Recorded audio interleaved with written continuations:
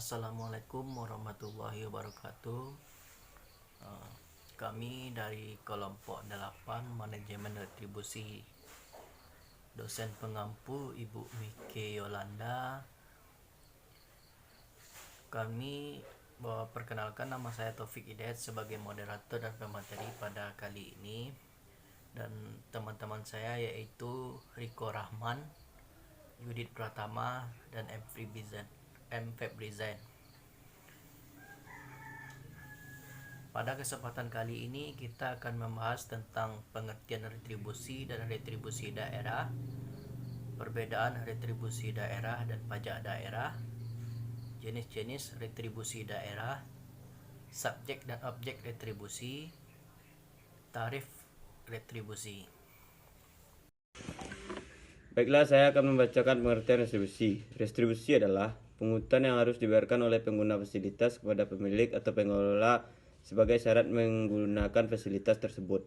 Orang membayar retribusi terutama untuk menggunakan fasilitas umum yang disediakan oleh pemerintah pusat maupun daerah. Kedua, pengertian retribusi daerah. Menurut Undang-Undang Nomor 28 Tahun 2009 tentang Pajak Daerah dan Retribusi Daerah merupakan pungutan daerah sebagai pembayaran atas jasa atau pemberian izin tertentu yang khusus disediakan dan atau diberikan oleh pemerintah daerah untuk kepentingan pribadi atau badan.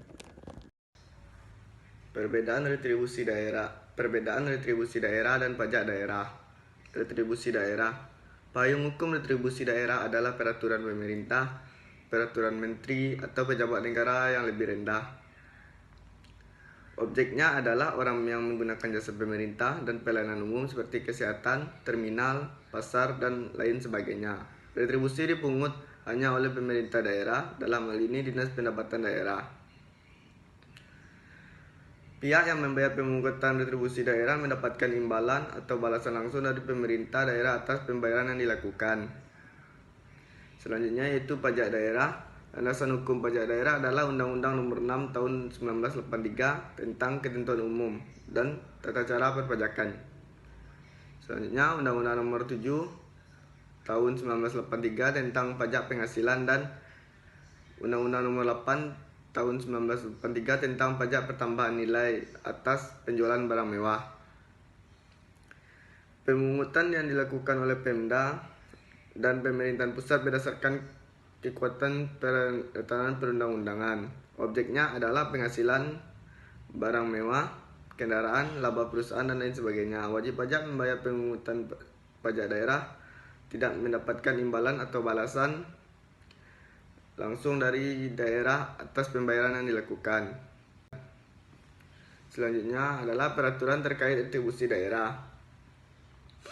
Undang-Undang Nomor 28 Tahun 2009 tentang retribusi daerah. Peraturan Pemerintah Republik Indonesia Nomor 66 Tahun 2001 tentang retribusi daerah. Undang-Undang Nomor 18 Tahun 1997 tentang pajak daerah dan retribusi daerah. Baiklah, di sini saya akan menjelaskan mengenai jenis-jenis retribusi daerah. Yang pertama itu ada retribusi jasa umum, yang kedua itu retribusi perizinan tertentu, dan yang ketiga retribusi jasa usaha. Nah, baik, di sini saya akan menjelaskan mengenai retribusi jasa umum terlebih dahulu. Baik, retribusi jasa umum adalah pungutan atas pesanan yang disediakan atau diberikan pemerintah daerah untuk tujuan, kepentingan, dan kemanfaatan umum serta dapat dinikmati oleh orang pribadi atau badan.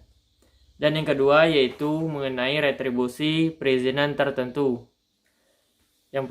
yaitu adalah pungutan atas pelayanan perizinan tertentu oleh pemerintah daerah kepada pribadi atau badan yang dimaksud untuk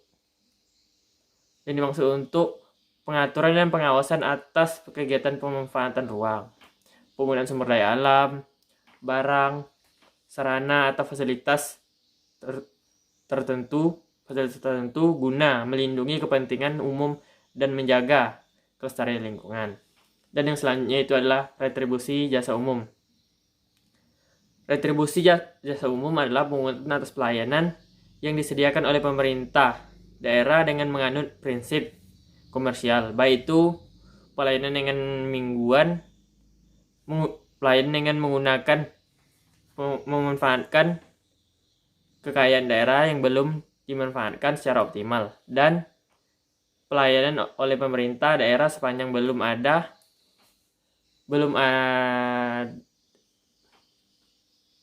dapat disediakan secara memadai oleh pihak swasta.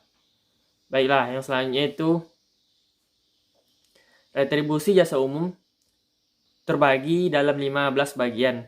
Yang pertama itu ada retribusi pelayanan kesehatan, retribusi pelayanan persampahan atau kebersihan, retribusi pergantian biaya cetak KTP dan akta catatan sipil.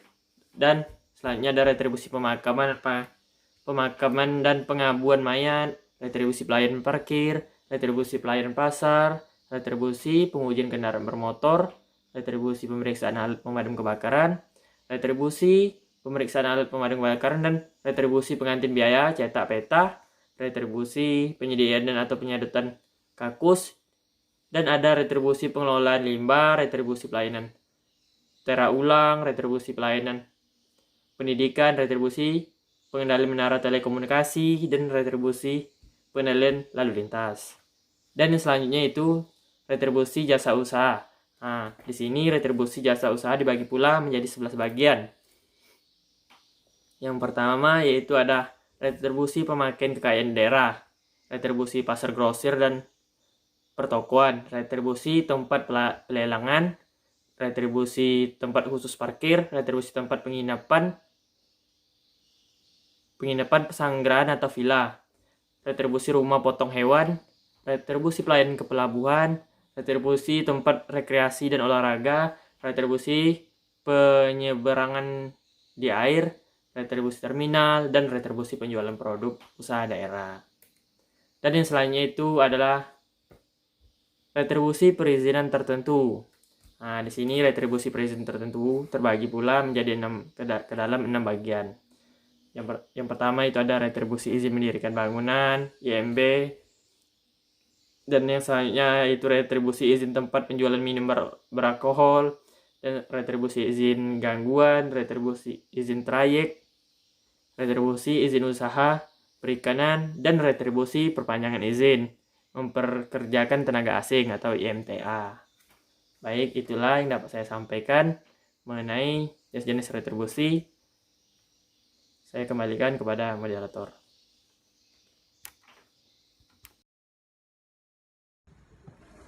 Kemudian subjek dan objek retribusi. Subjek retribusi jasa umum adalah orang pribadi atau badan yang menggunakan atau menikmati pelayanan jasa umum yang bersangkutan.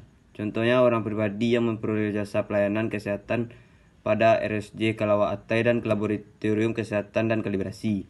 Yang kedua, orang pribadi atau badan yang memperoleh pelayanan jasa cetak peta. Yang ketiga, orang pribadi atau badan yang menggunakan jasa atau menikmati pelayanan pendidikan dan diklat dari pemerintah provinsi. Kemudian, objek retribusi.